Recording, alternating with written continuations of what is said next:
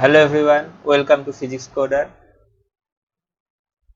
আগের যে ভিডিওটা আমরা করেছিলাম পাইথন প্রোগ্রামিং সম্বন্ধে, সেই ভিডিওতে বলা হয়েছিল যে একটা পার্টিকেল একটা ওয়ান ডাইমেনশন পোটেনশিয়াল বক্সের মধ্যে রয়েছে এবং তার যে লেন্থটা আছে সেটা 0 থেকে L পর্যন্ত, অর্থাৎ ওটা একটা অ্যাসিমেট্রিক পোটেনশিয়াল বক্স ছিল। এবং সেই অ্যাসিমেট্রিক পোটেনশিয়াল বক্সে যদি পার্টিকেলটা থাকে, তার যে এনার্জি ওয়েভ ফাংশনটা আছে সেটা কি হবে, সেটার গ্রাফটা কেমন হবে, সেটা আমরা আগের দিন পাইথন প্রোগ্রামিং এর মাধ্যমে প্লট করেছিলাম। আজকের এই ভিডিওতে কিন্তু আমরা কি করব, আজকের এই ভিডিওতে আমরা একই জিনিস করব, কিন্তু এখানে যে পোটেনশিয়াল বক্সটা রয়েছে ওয়ান ডাইমেনশনাল, সেটা কিন্তু -L/2 থেকে +L/2, অর্থাৎ এটা একটা সিমেট্রিক কেস। তো এই সিমেট্রিক কেস যদি কনসিডার করা হয়, তাহলে দেখা যায় যে ফিজিক্সে যে ওয়েভ ফাংশন রয়েছে সেটা চেঞ্জ হয়ে যায়।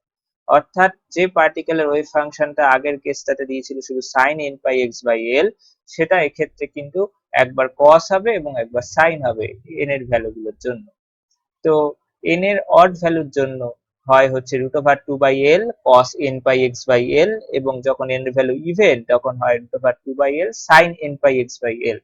তো এই হচ্ছে ঘটনা, এবং আমাদেরকে এই energy wave function from the ground state to fifth excited state পর্যন্ত আমাদের এটা প্লট করতে হবে।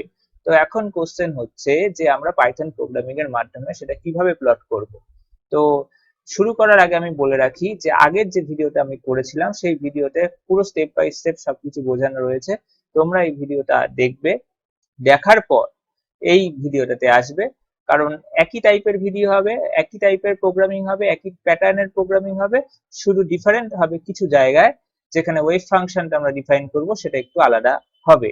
তো দেখা যাক কোথায় কোথায় আলাদা হয়েছে এবং কিভাবে হয়েছে। তো প্রথমে আমরা এক্স এর যে ভ্যালুগুলো নিয়েছি সেটা -L/2 থেকে +L/2 পর্যন্ত নিয়েছি, 0 থেকে L পর্যন্ত নেইনি। সেই জন্য এখানে কিন্তু আমরা -L/2, L/2, x পয়েন্টস আমরা ইউজ করেছি।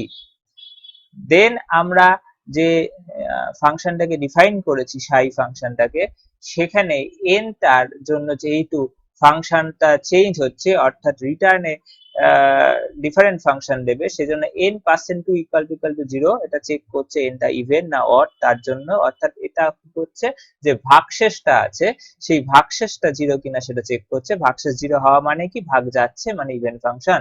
অর্থাৎ সাপোজ ফর এক্সাম্পল n এর ভ্যালু 2, তো n এর ভ্যালু 1 এর জন্য ভাগ যাবে না, ওর এলস এ আসবে, এবং সেখানে কিন্তু আমরা জানি n এর ভ্যালু 1 হলে, অর্থাৎ অড ভ্যালু হলে cos ফাংশনকে রিটার্ন করতে হবে, সেজন্য আমরা রিটার্নে cos ফাংশনকে রিটার্ন করেছি। এবং n%2 = 0 যখন চেক করছে তখন আমরা sin ফাংশনকে রিটার্ন করেছি। তো এই হচ্ছে বেসিক জায়গাটা, ডিফারেন্স আগের ভিডিওটার আগের প্রোগ্রামিংটার সাথে। এবং এখানে যে রিটার্ন কথাটা আছে সেই রিটার্ন কথাটা ইউজ করতে হবে, কারণ এখানে ডিফাইন, অর্থাৎ ফাংশনটা ডিফাইন হয়েছে এবং সেই ফাংশনটা রিটার্ন করছে ভ্যালু, অর্থাৎ আমরা যখন ফাংশন কল করব তখন এই for a particular value of n ওটা কিন্তু রিটার্ন করবে এই ফাংশনটাকে।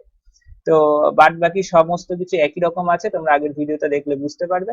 আমি জাস্ট এই প্রোগ্রামিংটা রান করলে কি রকম আসে রেজাল্ট সেটা তোমাদের একটু দেখিয়ে দিচ্ছি। তো এখানে যখন আমরা রান করব এই প্রোগ্রামটাকে, তখন আসবে এরকম। সো এখানে n এর ভ্যালু 0টা এই যে এখানে মাঝখানে, x এর ভ্যালুটা 0 এর মাঝখানে, এবং এখানে -0.5 থেকে +0.5 পর্যন্ত গ্রাফটা হয়েছে, কারণ আমরা l = 1 ধরে নিয়েছি সেই কারণে। এবং এটাই হচ্ছে প্লট, এইভাবেই কিন্তু আলটিমেটলি জিনিসটা আসে, ওই ফাংশনটা আসে। তো এই টাইপের যে কোশ্চেন গুলো রয়েছে, এই কোশ্চেনটা তো পাইথন প্রোগ্রামিং এর মাধ্যমে আমরা বুঝলামও, কিন্তু এই কোশ্চেনটা নেটের জন্য ইম্পর্টেন্ট, কারণ এই থিওরি দিয়ে, অর্থাৎ সিমেট্রিক বক্স এবং অ্যাসিমেট্রিক বক্সের মধ্যে যেহেতু এই পার্থক্যটা রয়েছে, তাই এই কনসেপ্টটাকে কাজে লাগিয়ে কিন্তু বিভিন্ন ধরনের অঙ্ক আসে। তো অঙ্ক করার সময় কেয়ারফুল যে সিমেট্রিক বক্স দিয়েছে না অ্যাসিমেট্রিক বক্স দিয়েছে, সেটা কিন্তু আমাদের কেয়ারফুল থাকতে হবে। So thank you for watching this video.